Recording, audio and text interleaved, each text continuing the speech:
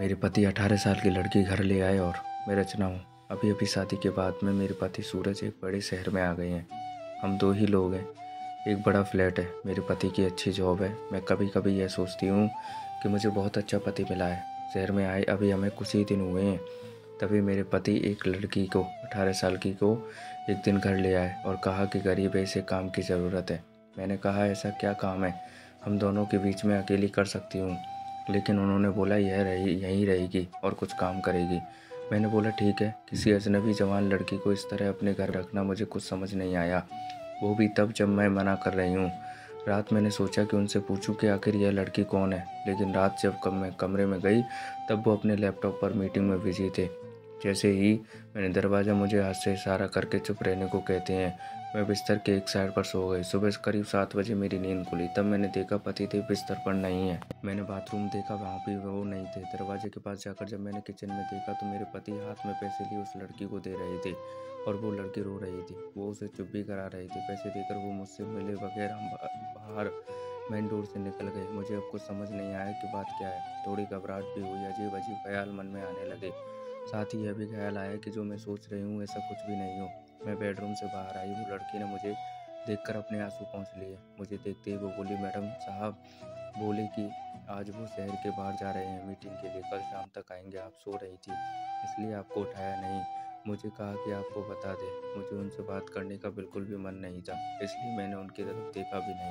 बस अब मैं अपने बेडरूम में बैठी कुछ कुछ सोचने लगी। शादी को अभी 1 महीना ही हुआ है और मैं उनके बारे में ना जाने क्या क्या सोचने लगी। लेकिन उन्होंने मुझे सोचने का कारण भी दिया है। एक तो यह लड़की को वो अचानक ले आए और मना करने के बाद भी उन्होंने इसे यहाँ काम पर रखा। आज वो उसे कुछ रुपए दे रहे थे। मैंने सोचा कि एक बार फ़ोन पर उनसे बात करके देखती हूँ। मैंने उन्हें फ़ोन लगाया पर उनका फ़ोन स्विच ऑफ बता रहा था। यह पहली बार था जब ऐसा हुआ कि उनका फ़ोन बंद है। अब मेरा सर और भी चकरा गया। इतने में वो लड़की रूप में चाय लेकर आती है। बोली, मैडम चाय। मैंने भी उसको पूछा, तुम्हारा नाम क्या है? बोली, राखी। उसके पास फ़ोन भी था। वो वाइब्रेट हो रहा था। फ़ोन को रिसीव करने वो दौड़कर मेरे बेडरूम से बाहर गई। मुझे दूर से अब यही सुनाई दे रहा था कि उसने कहा कि मैं आती हूँ। फिर बात करके वो फिर मेरे बेडरूम में आकर कहती है, मैडम मैं 2 घंटे में आती हूँ, मुझे कुछ काम आ गया है। इतना बोलकर वो मेरे हाँ सुने बगैर ही चली गई। मैं कुछ बोल ही नहीं पाई, लेकिन फिर 2 मिनट मेरे मन में आया कि क्यों ना उसका पीछा करूं, और मैंने 1 सेकंड में कपड़े चेंज किए और उसके पीछे हो गई। वो मुझे मेरी बिल्डिंग के नीचे दिखाई थी। उसके बाद उसने एक रिक्शा लिया और मैंने भी रिक्शा लेकर उसका पीछा किया। रिक्शा एक पतली सी गली में रुका। वो वहाँ से उतरकर पैदल चलने लगी। बहुत सारे छोटे छोटे घरों से होते हुए एक घर के आगे पहुंची। मैं लगातार उसका पीछा कर रही थी। क्यों कर रही थी, इसके जानना चाहती थी, इसका मुझे कुछ पता नहीं था। बस मैं उसके पीछे थी। दरवाज़ा खोला और खुलते ही वो लिपट गई। उसकी माँ से जोर जोर से माँ और बेटी दोनों रोने लगी। दरवाज़ा बंद करना भी भूल गए। मुझे लगा कि अब मुझे सामने जाकर बात करनी होगी कि परेशानी क्या है। मैं उनके सामने गई। मुझे देखकर लड़की बोली, मैडम आप यहाँ पर? मैंने कहा, तुम्हारे साहब बोल गए थे कि तुम्हारा ध्यान रखना। उसकी रोती हुई माँ बोली कि ऐसा इंसान बहुत कम मिलते हैं। मैंने पूछा, क्या परेशानी, आप मुझे बताएं।